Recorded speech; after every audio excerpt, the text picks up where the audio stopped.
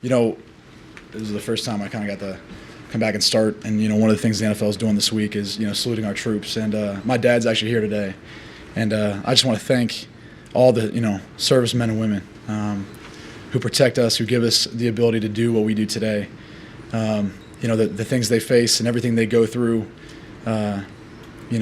is much, much worse than anything that, we're battling through right now as a team. So I want to thank all the servicemen and women for everything they do, all their families for the sacrifices that they make and continue to allow us to live and have the freedoms and liberties we, still continue to enjoy. And I want to thank my dad for his service and all the other past vets as well. Is he still in the service or just he's a No.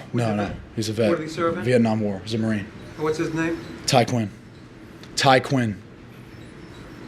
2 words? Ty? Or 1 word? Well, my last name's Quinn. He's my dad. Ty. Yeah, there you go. Well, the way you said Ty Quinn, Yeah, well, I thought we understood the father analogy. Okay. Sorry about that. It's all right. Not to change the subject, what's been going on with you with the concussion and then the lack of practice time this week? Did you feel like you were prepared going into this game when he put you in? Look, I don't know. I think, the bottom line is, we didn't do things well enough to win the game today. We didn't sustain enough drives. As far as the situation I was in coming into the game, that's the situation every backup faces. You're never going to feel like you're prepared as a starter, and rightfully so. Looking at it, we still got to, go back and watch on film. There's obviously some things that, we got to get better at. We're working on. We got some guys working in here and there too that, we got to continue to get more reps and get better at as well. I'm assuming you're going to start next week. Have you not been told anything in that regard? No, and that's another thing. I'm not going to make any assumptions about anything. Okay. We're just trying to continue to try to get better, look at the film, try to find a way to get a win. I'm not trying to be funny with this question, but with the way you guys are beat up on the offensive line and beat up the receiver, what kind of prize is it right now playing quarterback for this team? Look, I feel like I'm one of the most privileged people in the world and very blessed to have the opportunity to do what I do. The National Football League is a dream, really. It's something that has, not only changed my life, but will change my family's life forever. And, I don't care what team you're on, what your record is. It is, without a doubt, the best job you could ever have. So I don't care what the circumstances may sound like or look like to everyone else. I love what I do. I love the game of football, and I always will love being under center and going back there and slinging the ball around.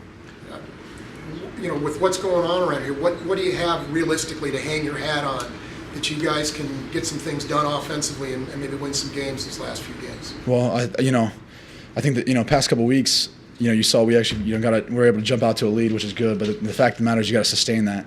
You can't get a lead and not continue to put points on the board. And that's the thing right now is we just got to be more consistent. I think when you look out there, we're definitely leaving some things out there on the field. So it's our job to find ways of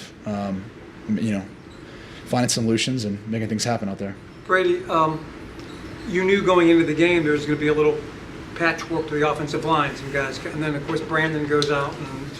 Can you talk about what impact did that have? What things how did that impact the game plan and what you guys wanted to get done today?